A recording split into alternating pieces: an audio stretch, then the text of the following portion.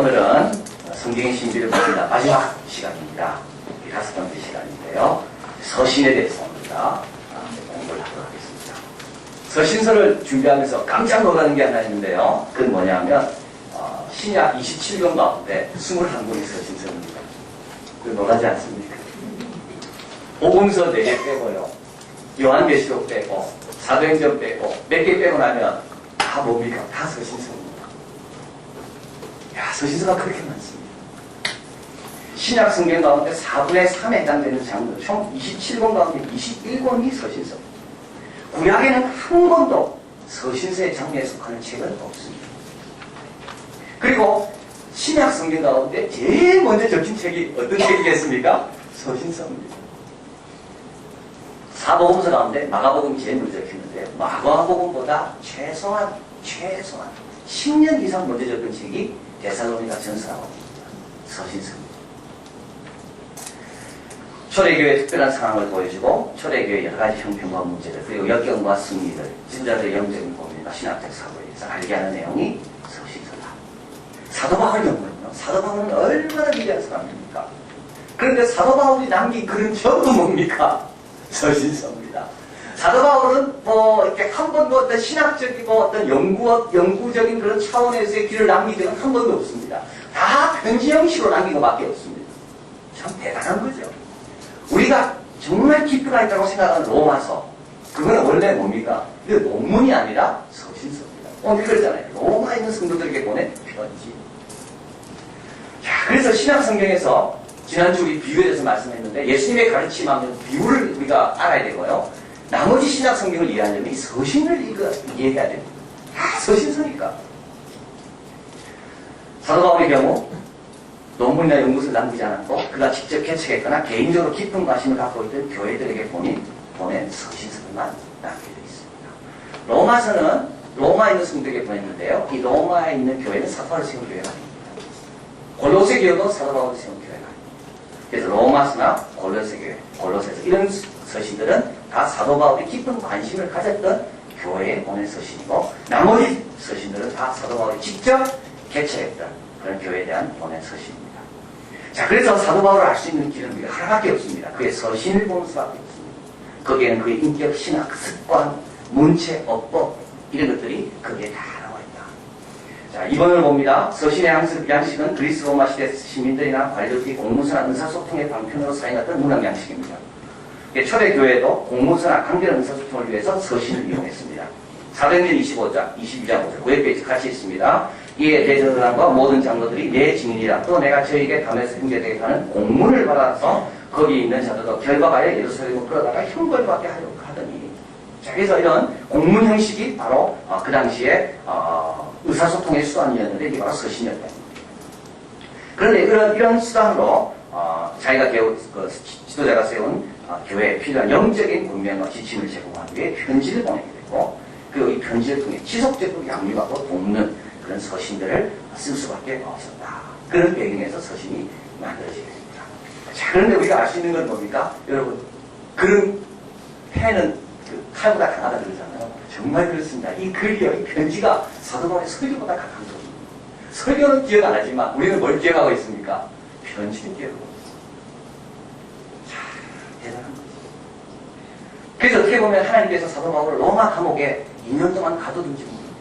사도 바울은 로마 감옥에서 에베소서 골로새서를 쓰게 됩니다. 로마 감옥에서 사도 바울이 빌레몬스를 쓰게 되고 빌립보스를 쓰는데요.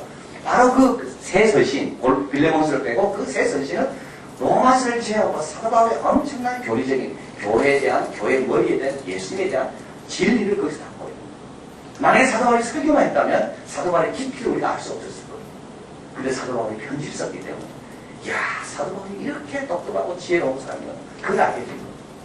자, 그래서 3번에 한번 가보겠습니다. 서신에 막중한 비중이 있습니다. 그 당시 여러분 2000년 전에는요. 서신을 쓰고 받는 건 절대 쉬운 일이 아니었습니다. 현지에 일단 제도가 됐고 서신을 배달하는 것도 쉽지 않았습니다. 페르시아 시대부터 우편 제도가 시작됐다고 하지만 부자들만, 고위 관리들만 이 제도를 이용했지 당시에는 인편으로 긴 시간을 걸쳐 보내야 하는 것이 그래야 받을 수 있는 것이 서신이었습니다. 그래서 아무나 편지 못 보냅니다. 종이도 구할 수가 없고 내가 써도 이것을 보낼 사람도 없고 돈이 얼마나 많이 들겠습니까? 그런데 서신을 받았다고 하면 이거는 굉장한 이건 축복이고 이건 특권입니다. 서신을 쓰려면 거의 작은 글씨가 있죠. 네 가지가 갖추어 있어요. 하나는 펜, 잉크, 종이, 석입니다. 펜은 갈대로 만들었고 잉크는 굴뚝에 묻어있는 검은 매연은 원료로 만들었다고 합니다. 종이는 날과 늪지에서 자라는 파피루스 뿌리를 혀서 넓힌 겁니다. 그런데 이거 셋만 있으면 안 됩니다. 서기가 있어야 돼요. 반드시 적는 사람이. 그래서 그 적는 사람이 대신 적었다는 거죠. 편지는요, 이거는 본인이 적은 경우는 별로 없고 다 대신 적은 겁니다. 우리가 나중에 사도 바울이 서신서를 보면서 알게 되겠지만 사도 바울도 거의 본인이 적은 것도 없습니다. 다 대신 적게 했습니다. 왜냐하면 그 당시 그 당시 사는 사람이 방식을 했다는 거예요. 그래서 이 글에 능한 서기관들이 이제 불러주면 그걸 이제 꼼꼼하게 빈틈없이 잘 적는 겁니다. 이 파피루스의 정답이 쉬웠겠습니까? 그래서 그 파피루스 그 귀한 종이 연습도 못하거든요. 그래서 서기들은 연습을 많이 했기 때문에 서기들이 이걸 적는 겁니다. 그래서 사도 바울이 불러주고 서기들이 적고 그걸 들고 한 종이 들고 그 많은 길을 몇 달 동안 가서 다 전해주는 겁니다. 그래서 받았을 때 그때 그 기분이 어떨까? 당시 편지의 비중은 실로 막중했고 편지는 곧 그 사람을 대시는 것 같았습니다. 편지를 받을 때 그 사람을 받는 것 같다. 그 사람이 여기 와 있는 것 같다. 하나님의 영감으로 충만한 사도가 보낸 편지는 더욱 소중했고요. 교회에 편지를 보냈다는 거, 우리 교회에 편지를 보냈다는 거, 우리 교회에 대한 사도 바울의 관심이 있다는 거, 그리고 우리 교회에 대한 어려움과 기도 제목이 있는데 이렇게 하면 되는구나. 그 진리가 거기에 담겨있다고 생각할 때 얼마나 그 서신을 받고 기뻐했을까. 따라서 교회는 이 서신을 받았을 때 서신을 한 번만 읽지 않았습니다. 계속 실험할 때가 되었습니다. 그리고 혼자만 읽지 않고 나누어 읽고 그 소중하게 간직했던 것이 오늘날 뭐가 되는가 하면 신학 성경의 서신서들이 됩니다. 서신의 종류를 봅니다. 4번입니다. 바울 서신, 바울 사도 바울이 13개의 서신을 읽었습니다. 고린도 교회에 보낸 서신이 있고요. 로마서, 고린도전서, 고린도후서, 갈라디아, 에베소, 빌립보, 골로새서, 데살로니가, 데살로니고. 이거는 지역 이름입니다. 사람 이름이 아닙니다. 네, 지역 이름입니다. 이거 헷갈리면 안 됩니다. 개인에게 보낸 서신은 디모데 전후서, 디도서, 이거는 사람 이름입니다. 여러분이 헷갈리면 안 되는 거죠. 디모데 지역에 보낸 편지다. 이렇게 생각하면 안 되는 겁니다. 디모데는 사도 바울의 아들과 아들 제자입니다. 데살로니가 사람이 아닙니다. 헷갈리지 마십시오.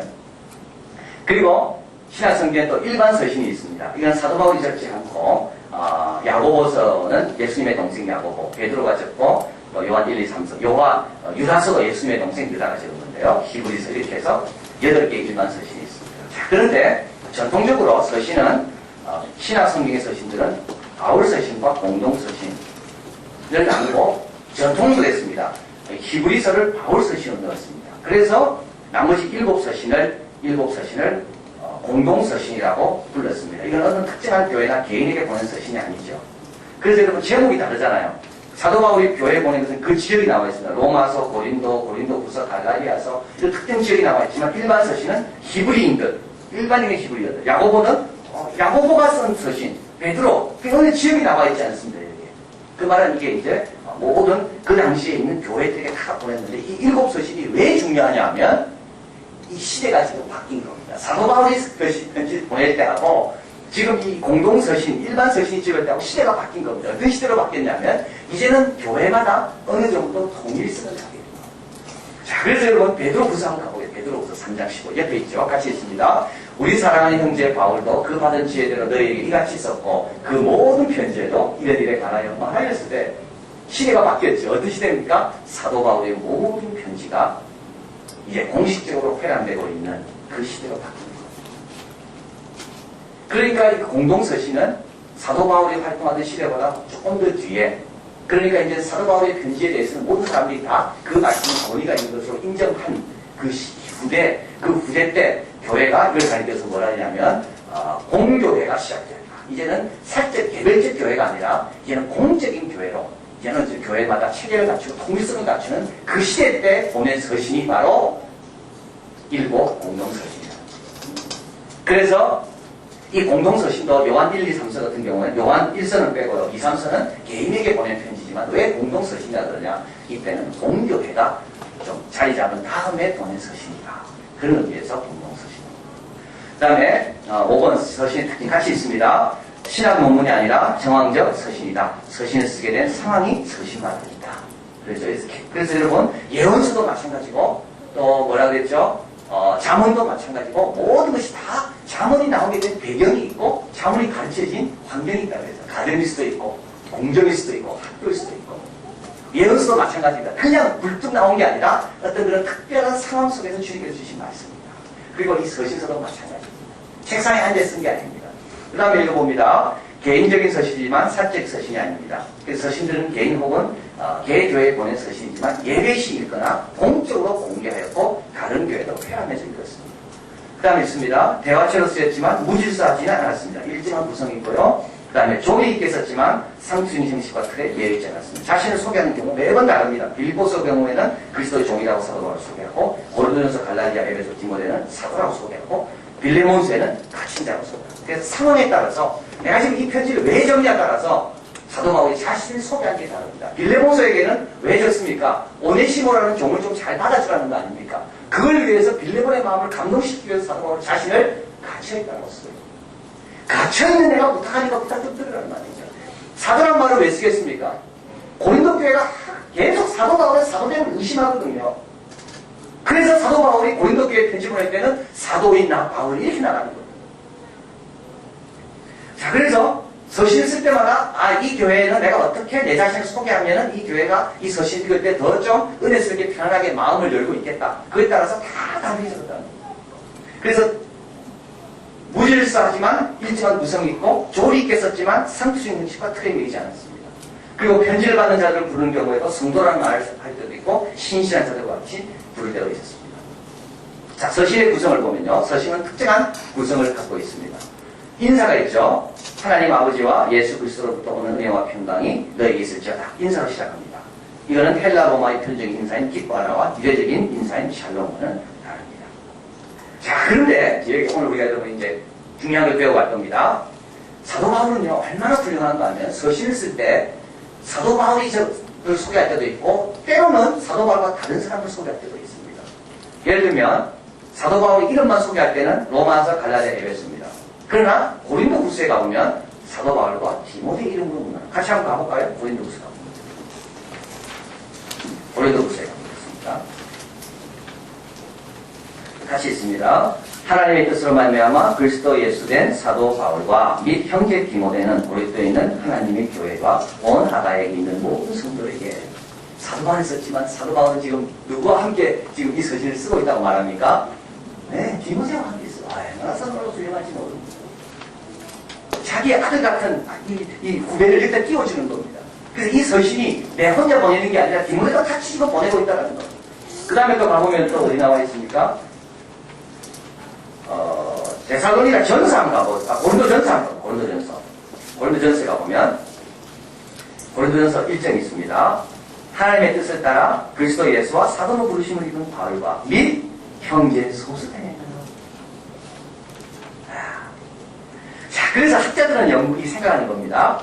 왜 사도 바울이 부르심을 입은 바울과 및 형제 소수되네라는 말을 썼을까? 결국 누가 적었다고? 이거는 사도 바울이 안 적고 소수되네가 적었다.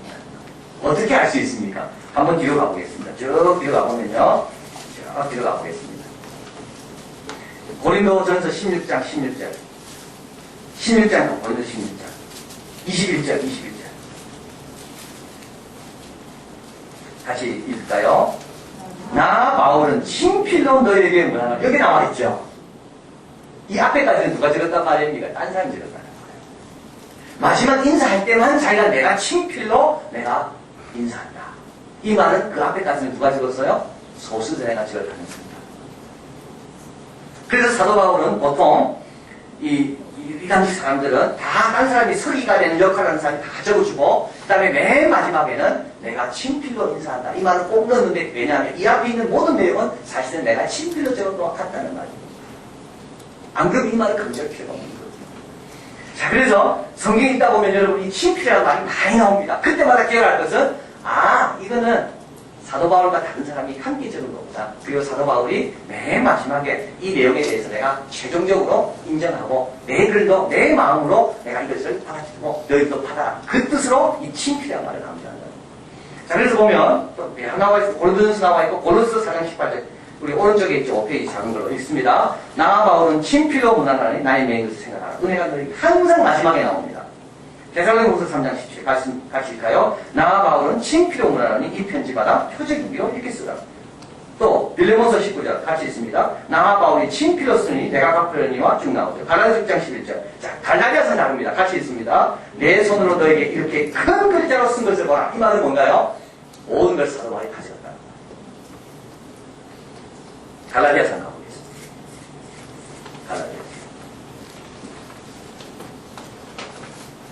갈라디아서 1장 1절 같이 있습니다. 사람들에게서 난 것도 아니요 사람으로 말미암은 것도 아니요 오직 예수 그리스도와 및 죽은 자 가운데서 그리스도를 살리신 하나님 아버지로 말미암아 사도된 바울은 함께 있는 자. 딴 사람들이 안 나오죠? 사도 바울만 나오죠? 그 다음에 6장 넘어갑니다. 6장 11절 같이 있습니다. 내 손으로 너에게 이렇게 큰 글자로 쓴 것을 보라. 이 친필한 말을 안 쓰고 있죠. 여기서는. 이건 뭡니까? 사도 바울이 지금 갈라디아서 처음부터까지 다 적었다는 겁니다.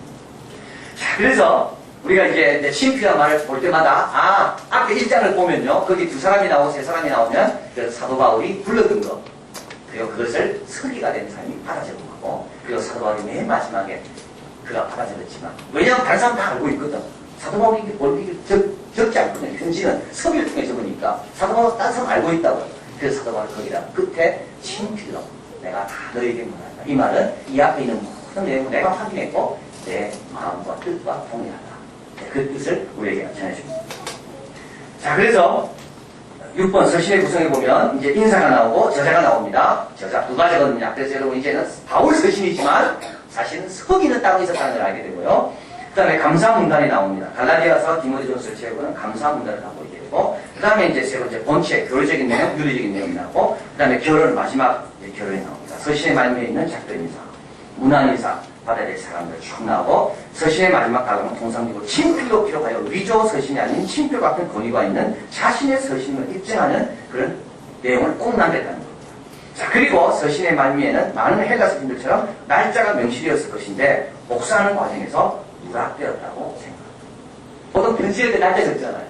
근데 날짜 하나도 없잖아요, 이렇게. 그 말은 뭐였냐면 한 교회가 팔았는데 이걸 받은 교회가 그 다음 교회가 있고 또 팔아줬고 뺏겨줬고 이러다가 날짜가 중요하지 않을 거 아니에요. 뺏겨줄 때. 그것까지 이렇게 뺏기지 않을 겁니다. 내용이 중요한 거니까. 그게 오고 오다가 오니까 날짜를 가지고. 자, 서신의 해석의 원리를 봅니다. 1번. 서신은 한 번에 다 읽어가는 거죠. 이건 한 번에 다 읽어야 된다는 겁니다.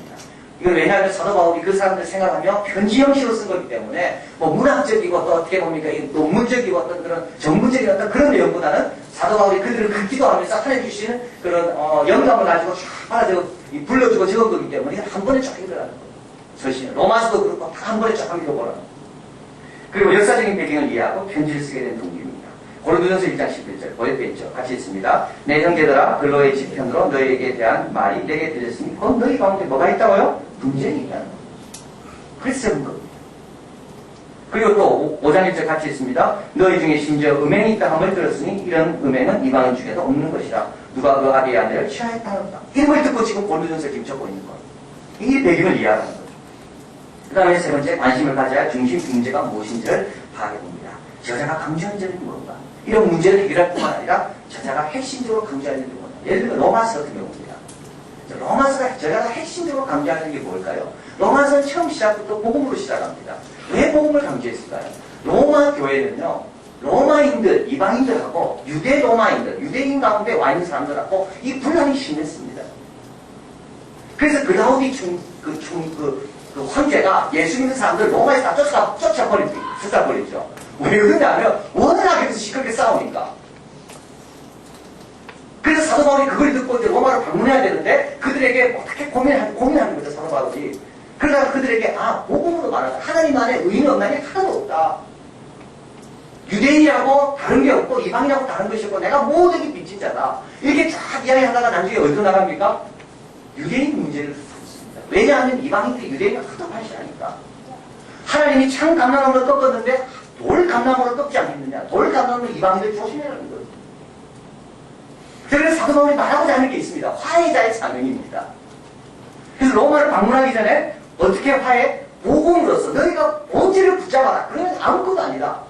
그러기 위해서 사도 바울이 로마서를 적은 거예요. 그래서 서신을 읽을 때요, 우리가 이 상황을 이해하고 이 문제가 이런 문제가 있었구나. 그리고 사도 바울이 그리고 이 문제를 통해서 그들에게 뭘 핵심적으로 말하고자 하는가. 그걸 우리가 연구하고 공부해야 됩니다.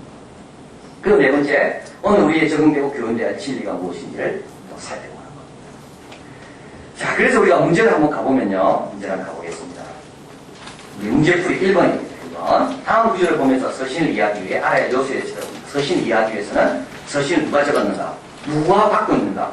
서신을 적은 목적은 뭔가? 서신을 전달하는 자, 서신을 대신 적는 자가 누군가? 이것들이 이제 앞으로 읽으면서 보셔야 되는데요. 1장 1절 있습니다. 예수 그리스도의 종 바울은 사도로 부르심을 받아 하나님 복음의 택장을. 이거 누가 적은 거죠 지금? 사도 바울이 적고 있죠. 분명히 내가 적고 있다고 이야기합니다. 그 다음에 1장 7절 있습니다. 로마에서 하나님의 사랑을 입고 누구에게 보내고 있습니까? 로마에 있는 성도에게. 오늘 목적이 나와 있습니다. 내가 너희 보기를 심히 원하는 것은 무슨 신령한 은사를 너희에게 나눠줘 너희를 경고케 하려 합니다. 자, 그리고 로마서 15장 23, 28. 여기서 또 사도 바울이 왜 로마서를 적는가에 나와요. 같이 읽을까요? 이제는 이 지방에 일할 곳이 없고 여러 해 전부터 언제든지 서반으로 갈 때 너희에게 가려는 원인이 있었으니 이는 지나가는 길에 너희를 보고 먼저 너희와 교제하여 약간의 만족을 받은 후에 너희에게 글로 보내줌을 바랍니다. 예, 사도 바울이 꿈이었습니다. 사도 바울이 생각하는 곳이 세 도시입니다. 하나는 어디냐면 로마고 하나는 예루살렘이고 또 하나는 어디예요? 어디예요? 여기 나오죠. 어디입니까? 서바나. 사도 바울은 서바나는 땅끝에 오기로 했습니다. 예루살렘에서 복음이 시작해서 로마를 통해서 어디까지 가면 돼요? 서바나까지 가면 돼요.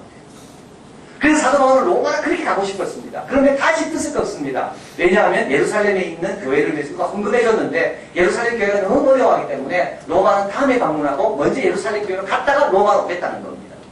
그래서 사도 바울이 로마에 있는 성도에게 편지를 쓰는 겁니다.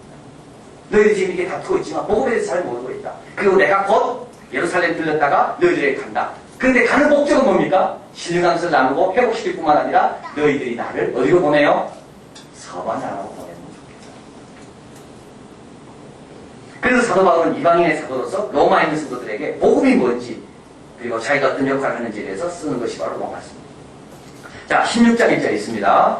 내가 갱그리아 교회에 입고 들어있는 우리 자매 베베를 너희에게 전하리라. 자, 이 자매 베베가 나오죠. 이 사람이 누굴까요? 혹시 기억나십니까? 누굽니까? 로마서를 두고 간 사람입니다. 사도 바울이 이 로마서를 쓴 다음에 누구한테 보내야 될 거 아니에요? 누구한테 보냈어요? 베베한테 보냈어요. 여성한테. 이 여성이 로마서를 들고 사도 바울에 대신해서 로마 교회를 가는 거예요. 자, 그 다음에 16장 22절 같이 있습니다. 이 편지를 대사하는 나 더디오도 주 안에서 너에게 문하노라. 누가 대사하고 있어요 지금? 더디오가 대사합니다. 자, 여러분 16장 로마서 한번 가볼까요? 로마서 16장 있다가 좀 어려운 문제가 나옵니다. 16장 22절 21절에 있습니다. 나의 동역자 디모데와 나의 친척 누게오와 야손과 소시바드가 너희에게 문하노니라. 이 편지를 대사하는 나 더디오도 주 안에서 너희에게 문하노라. 나와 온 교식 주인 가요 너희에게 문하고 이 성 제모의 에라스도와 형제 구하도 너희에게 문하라. 쭉 나오죠. 자, 여러분 보십시오. 여기서 이제 여기 잘 보셔야 됩니다. 자, 여기서 나는 누굽니까? 21절에서 나의 동역자한테 나는 누구죠? 예? 사도 바울이죠. 22절에서 편지를 대해서 이 나는 누굽니까? 더디오죠. 23절에 나는 누굽니까? 더디오입니까? 사도 바울입니까? 예? 이게 헷갈리는 겁니다, 지금. 자, 내일부터 출근하려면 정신 차려야 되는 거예요, 지금. 자, 이 23절에 나오는 나는 누구냐면 사도 바울입니다. 자, 그래서 여러분 한번 보십시오. 21절까지 적었습니다, 사도 바울이 불러주는 대로. 그러다가 22절 때 봤을 때 사도 바울이 뭐라 하냐면, 그래, 니도 인사 한마디 하라는 거예요. 그래서 더디오가, 그래요. 이 편지를 대사하는 나 더디오도 주 안에서 너희를 문안한다고 까지 적은 거예요, 자기가.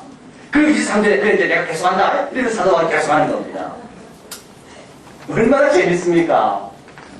이 모르면 이게 뭔지 막 헷갈리잖아요. 제가 안 재밌는 말입니다. 자, 그래서 그 유명한 로마서도 누가 적었다고요? 서기가 적었다. 더디오라는 사람. 그리고 이걸 들고 베베가 로마까지 간 겁니다. 자, 서신은 네 부분으로 나눠집니다. 인사, 감사, 본문, 마무리 인사. 다음 구절 은혜 해당되는지 봅시다. 1장 1절에서 3절. 하나님 뜻을 따라. 이거는 인사죠. 다 알죠. 그 다음에 1장 4절에서 9절까지 보면 예수 그리스도 안에서 너희에게 하나님의 은혜를 내가 너희에게 항상 하나님께 감사하노니 쭉 감사한 말이 나옵니다. 이건 하나님께 감사하는 내용이고요. 그리고 고린도전서 1장 10절 11절 형제들아 내가 우리 주 예수 그리스도 너희를 구원하노니 다 같은 말하고 분쟁이든지 본론입니다. 본말 메인 아규먼트가 되는 거죠. 그리고 이제 마지막에 26장 21절 23 같이 있습니다. 나 바울은 친필로 너희에게 문안하노니 주 예수 그리스도의 은혜와 너희와 함께하고 나의 사랑인 그리스도 예수 안에서 너희 무리와 함께하리시오다. 이렇게 하면서 마무리합니다. 그래서 사도 바울이 시작할 때는 항상 하나님의 평강과 그리스도의 은혜로 시작하지만 마칠 때는 뭐로 마치나요? 예수 그리스도의 은혜로 마칩니다. 이게 너무 중요한 겁니다. 사도 바울이 예수 그리스도 은혜로 마쳤다는 게 너무 중요합니다. 왜냐하면 이 서신이 하나님께서 나에게 주신 말씀으로 여기지기 위해서 뭐가 필요합니까? 은혜가 필요합니다. 이게 이 서신의 비밀입니다. 은혜 없이는 이 서신을 통하여 오늘 나에게 말씀하시는 하나님의 음성이 들리지 않습니다. 여러분 편지를 보낸다는 게 쉽지 않다고 그랬잖아요. 하나님이 우리에게 편지를 보내는 것이 오늘도 계속되고 있다는 거예요. 오늘도 우리 가정의 문제, 우리 나의 고민의 문제, 내가 몰라서 방황하는 문제를 위해서 하나님은 가만히 계신 분이 아닙니다. 왜 성경에 신약 성경에 서신이 나는가 하면 이거는 하나님이 행하심을 말하고 있는 계시적인 겁니다. 이거는 서신이 중요한 게 아니라 우리 하나님은 오늘도 교회마다 개인마다 그 문제를 가만보고 계시는 분이 아니라 뭘 보내요? 편지를 보내고 계신다는 겁니다. 근데 그 편지는 이미 이 책으로 구성되어 있지만 그 편지가 오늘 나의 말씀으로 되기 위해서 뭐가 필요해? 은혜가 필요해. 은혜 없이는 이건 아무 말도 아닙니다. 은혜 없이 이 편지는 아무것도 아닙니다. 그러나 그리스도의 은혜 가운데 내가 이걸 읽을 때 오늘 나를 사랑해 주시는 사도 바울을 대신 적게 하는 거죠. 이제는 사도 바울을 대신 적는 거죠. 누군가 나를 위해 대신적으로 주는 그 귀한 말씀이 오늘 나의 말씀을 다 두고두고 읽는 거 너무 고마운 말씀. 자, 그래서 결론에 가보면요. 여러분 결론 한번 가보겠습니다. 모든 서신은요. 좋은 환경에 쓰여진 것은 하나도 없습니다.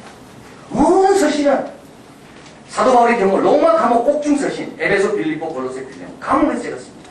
여러분 감옥에서 집중이 되겠습니까? 안 됩니다.